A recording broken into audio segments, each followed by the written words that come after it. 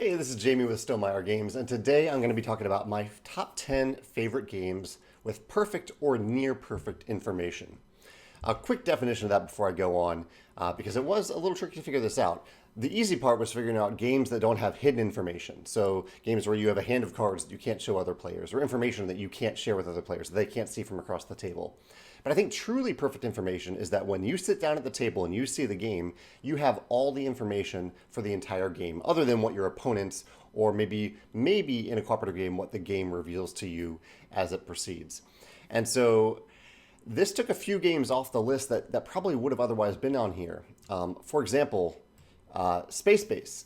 Space Base is a game with perfect information. You can always see exactly what your opponents have. The only large uncertainty is what the dice rolls will be. But cards are revealed during the game added to the card row in Space Base. So you don't know which cards are going to come out. The exception to this in some of these games is that games in which you have a set of, say, cards, and those cards are always going to come out in at some point in the game, but you don't know exactly when. So you have perfect information that these cards will come out. They will be revealed at a certain point, but you don't know the order in which or when they will come out.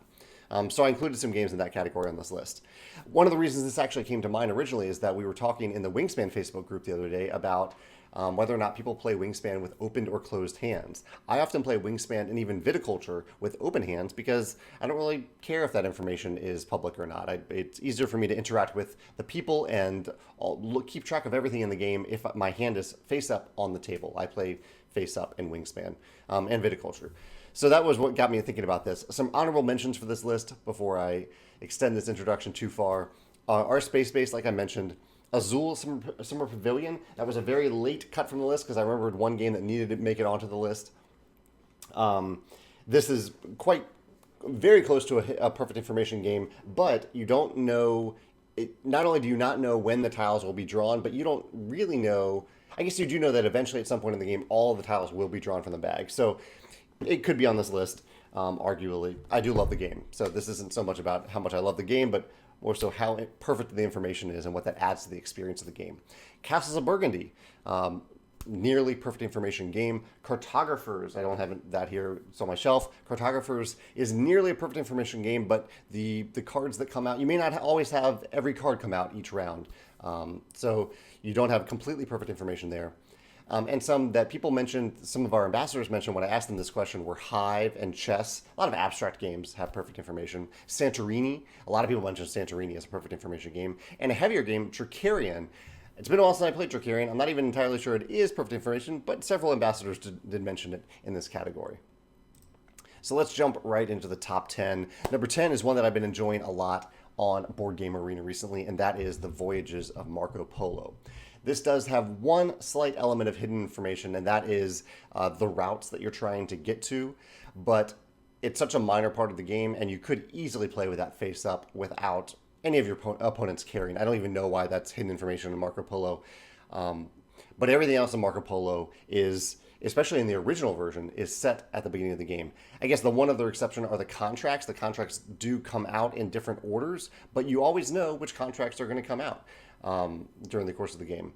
So Voyages of Marco Polo, you can sit down at the beginning of the game and say, okay, the variable in this game are the dice. I don't know what my dice rolls will be. I don't know what my opponents will do. But all the information that I have at the table is here in front of me right now. I can start to plan ahead. And I think this is one of the great things about games with perfect information, that not only can you plan ahead, but you can start to think about, even in the current game, you might start to think about what you might do differently next game based on the perfect information that's available that you can see right away. So Voyages of Marco Polo, wonderful game, and that is my number 10. My number 9 favorite game with perfect or near perfect information is Rajas of the Ganges. There are two variables in this game that could potentially exclude it from this list. One is that there are some tokens that are put on the table that you can gain at certain times. I forget the exact name for these tokens. I'll hold up the box while I talk about it. Those tokens are face down, and so when you gain them, you don't have perfect information when you gain them. However, the same tokens are always in the game, and so you essentially have the information that as you go through these tokens, these are the only tokens that are in the game. There's only I think 4 different tokens, and they're duplicated a few times. The other part are the tiles themselves, which are randomly shuffled and stacked into a bunch of different stacks. It takes a little bit of time to set up those tiles at the beginning of the game. Those do come out in a different order, and you may not see all those tiles, so it is not completely perfect information. But everything else is. The board is set from the beginning of the game. You know what is happening on the board, and the X factor, again, similar to the Marco Polo, is the dice that you roll. So I love this idea of having a variable that you are not that you have control over the dice, but a variable that impacts your decisions throughout the game, but everything else is kind of solid state throughout the game that you can see on the table. And that's the case in Voyages of the Ganges. Another game I love with near perfect information is Tzolk'in. This is super, super close to perfect information, with the exception being that the building tiles, they come out in a random order, and you don't necessarily know if you'll get through all the building tiles. So even though at any given time you can look at the table and have perfect information, no players are hiding anything in Tzolk'in. So you have near perfect information. There might be some tiles that you don't see, some building tiles you don't see. But even the monuments of the game, there are monument tiles that are kind of long-term goals that you set out at the beginning of the game of Tzolk'in. You can see them from the beginning of the game. So you can start to plan ahead right away. You can start to plan your short-term goals, your mid-game goals, your engine-building goals, your long-term goals, and the X factor again. In fact, not even again, because there are no dice rolls in Tzolk'in. The X factor is what your opponents do and what you decide to do as your strategies shift and change over the course of the game. Tzolk'in, wonderful game. And I think, as you can kind of see from this list, a lot of these, not all of them, there are some lighter games on this list, but some of these are heavier, highly acclaimed Euro games. I think this element of unhidden information, of perfect information, really kind of sparks something that heavy gamers really, really enjoy, or medium to heavyweight gamers really enjoy. So if that's your style of game, I think fewer X factors, fewer random variables, fewer unknown elements are something that you might want to eliminate from your game if you want it to appeal to heavier gamers. Number 7 on this list is one that I don't own, and it is Caverna by Uwe Rosenberg. It's one of 2 games that are on this list by Uwe Rosenberg, and even A Feast for Odin, I think, potentially could have been on this list, but you do have a hand of weapon cards in A Feast for Odin. Not that it really matters much at all in the game that they're hidden. But Caverna, there's only one X factor in Caverna, and that is the order in which the action cards later in the game actually are revealed and come out. Not later in the game, but throughout the game. You'll always have the same cards be revealed, the same action spaces. Correct me if I'm wrong about that. It's been a while since I played Caverna, but I did double check the rule book before I filmed this. And those cards do come out in different orders, but they're all going to be revealed during the game. So you know at some point, X action space that you're looking forward to is going to be revealed. You just don't even know exactly when. But otherwise, everything in Caverna is open information. It's perfect information. You can see everything on the board at any given time. You can see what your opponents are doing. And I think that really leads to the wonderful, juicy strategy of Caverna, that you are in control of your choices, that you are controlled, that you have that agency throughout the game. And while you are interacting with opponents are doing things that maybe you want, and there's that tension there between you and the opponents. There is not the tension and the uncertainty of random card draws or random hidden elements that you don't have control over, that you don't know going into each turn or each round. So that's Caverna, my number 7. My number 6 is Glen More 2 Chronicles. This is kind of a weird one in this category. I wasn't sure if I should count it for this list, but you do go through all of the tiles in Caverna every round. So, and sorry, not in Caverna, in Glen More 2. In Glen More 2, you are, every turn, you are moving forward on a one-way action space track where you're moving as far forward as you want to claim a tile. And then you are placing a new tile from the stack of the current round on the board to extend that track. You don't know what that tile will be. So that is uncertain information. You have no idea really what the order of those tiles will be. But those tiles are the same every game. So you know at some point in each round, you are going to see everything that you always see in that round. All the tiles are going to come out in that round. And so that adds a lot of strategy to this game. And it adds a lot of variability and replayability to the game, because in any given game, the order of the tiles might be very different, but you know at a certain point that a certain tile will come out. So if you're planning around a certain tile coming out, you can go get it. You know it's going to come out at a certain point, and you can plan for it, and you can go get it. So as you play the game more often, it actually leads to deeper plays in Glen More, because you can say, okay, this is my fifth time playing. I now know what happens in stack C roughly, and I'm going to plan ahead for that. So I think that's really satisfying to be able to plan ahead and go deeper into a game for repeated plays, repeated replayability, like in Glen More 2.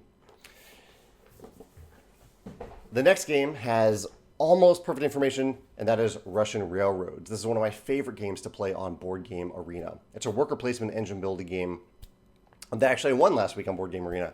I rarely win this game, but I did win last week. And the one element that I believe is slightly hidden in the game are, at a certain point in the game, you can claim an end game goal, and it's technically hidden. It really doesn't need to be hidden. It really does not matter that it's hidden. So I'm definitely including it on this list, because everything else in Russian Railroads from the very beginning of the game is public information. You know, even the tiles are not randomized in Russian Railroads. The only element that is randomized are the engineers. They are temporary action spaces, and they can become private action spaces. And they are, while they're randomized at the beginning of the game, they are all put on the board at the beginning of the game, so that you know the exact order that they will appear throughout the game. So from the beginning, as you sit down for a game of Russian Railroads, you have all of the information for the entire game, and you can start to plan ahead. I'm using that word planning ahead and planning because I think that's really satisfying about these perfect information games. There's no weird variable that's going to happen later in the game other than the things that your opponents do that can throw off your long-term strategy. They actually allow you to plan ahead for long-term strategy. And that is one of the reasons that I really love Russian Railroads. Number 4 is an abstract game. I have a few abstract games on this list. This is one of my favorites, Blokus. In Blokus, all players start out with the exact same tokens. They remain to be perfect information throughout the game. And through the entirety of the game, from the very beginning, you know everything. You know exactly what other players have. What you don't know is how you will place pieces and how other opponents will place pieces throughout the game. So Blokus is a little bit more tactical, though, than some of these long-term strategy games that I've talked about, because you don't really know. It's a super high interaction game, Blokus. And so everything is about that interaction with the opponents and how they are placing their pieces on the board and how you are responding to that in the moment. But I love that there isn't the variability in Blokus of not knowing what pieces your opponent has, or not knowing what pieces you will have later in the game, because that way you can plan ahead. You can play your bigger pieces early in the game and save your smaller pieces for later in the game. There's no random variable in that. Blokus, my number 4 favorite game with perfect information. My number 3 was a very late addition to this list. I totally forgot about this because it's such kind of a humble game, and that is Hierarchy. Hierarchy is a wonderful 2-player game where at the beginning of the game you deal out all cards. They're double-sided cards, and they have the same thing on both sides of the card. So like here's the Tower card. The Tower card is purple on one side, green on one side. You kind of shuffle these cards up and you deal them to each player, and one player is the purple player, one player is the green player. They're the same on both sides. But you know exactly what cards your opponent has. You're playing an open hand game. There's no secrecy. There's cards that remind you what these cards do. You know everything, and so you really can plan ahead what you're going to do. And it's just kind of a puzzle throughout the game to see how your opponent is going to play these cards. The whole point of the game is to play these cards in a row, a shared row, so that when you play a card, your opponent cannot play a card. And it's a really, really clever 2-player puzzle that I absolutely love. And I almost forgot about it. I'm glad I remembered it at the last minute, because it is such a good game, I think largely because of that perfect information. I'm not randomly drawing these cards and having some sort of random advantage over my opponent. When you win a game of Hierarchy, you feel like you outwitted your opponent because you outplayed them because of that perfect information. And that's why I really love it. That's why it is number 3 on this list. It's this little game from Button Shy Games, Hierarchy. Number 2 is also a 2-player game, and that is Patchwork. In Patchwork, you randomly put out the tiles at the beginning of the game. There's no picture on the back here, but you kind of build this giant circle of polyomino tiles around the board at the beginning of the game. And while there really isn't, I wouldn't say there's long-term planning for Patchwork, unless maybe you're really, really good at the game, but all that information is out there. So if there is a certain place on your board where you're like, okay, I really need to fit this specific piece in the board, you can look ahead and say, okay, that's where that piece is. Or that piece is no longer available. My opponent took it a while ago, or I already took it. But you can look ahead and see all the different shapes on the board and the different resources that are on them. The time cost, the button cost, or the button, the button residual benefit that you get from these tiles. I love that you can plan ahead in Patchwork and that you have that information if you want. And that there is no... Actually, the other thing that's nice about this, too, the perfect information, is that you don't have to constantly update the board state. You don't have to... Patchwork could have been designed so that you know the next 6 tiles, and then every turn you have to have a phase where you reveal a new tile and you put a new tile out. That can be fine in certain games, but it's nice that for Patchwork, you set up the game, and setup is completely done. You no longer have to continually set up the game while you're playing the game. So that's a nice other perk about perfect information games, that all that setup happens during the game itself, and very little additional setup needs to be done every round or after every turn or anything like that. It lets you remain in the flow of the game while you're actually playing the game. There are some exceptions to that, minor exceptions to that on this list, but for the most part, I think that's true, and Patchwork is a good example of that. Finally, let's get to number 1, and that is a game that I don't own, unfortunately, but I have played a lot in person and on Board Game Arena, and that is Terra Mystica.